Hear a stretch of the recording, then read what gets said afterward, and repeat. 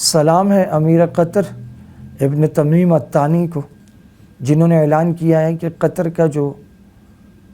یوم آزادی یا یوم استقلال ہوتا ہے اس کی تقریبات ساری کینسل ہیں، ایک ایسے موقع پر جب غزہ اتنے بڑے سانحے سے گزرا ہے اور وہاں 15,000 لوگ شہید، 36,000 لوگ زخمی اور معذور، اور تقریباً 1.7 ملین لوگ بے گھر ہو گئے، 80% گھر یا تو شہید ہو گئے، توڑ دیے گئے یا ڈیمیج ہو گئے، 95 مساجد، 2 گرجا گھر اور 26 ہاسپٹل عملاً شہید کر دیے گئے، معطل ہو گئے۔ تو ایسے موقع پر پوری امت مسلمہ میں سب کا یہی موقف ہونا چاہیے تھا اور سب کو کھڑا ہونا چاہیے تھا، لیکن یہ توفیق اللہ تعالیٰ نے قطر کو دی، اور وہاں نمازوں میں قنوت نازلہ پڑھی جا رہی تھی مسلسل مظلوموں کے لیے، اور وہاں بڑی مقدار میں، بھاری مقدار میں بڑے بڑے چندے ہو رہے تھے،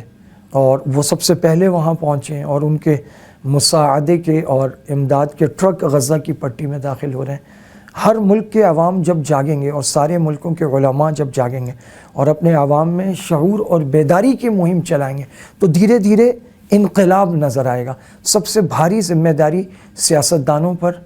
اور انفلوئنسرز جن میں علماء بھی شامل ہیں ان پر عائد ہوتی ہے کہ یہ قوم کو مسلسل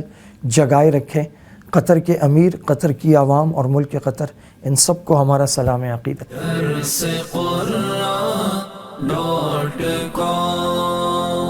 www.darsequran.com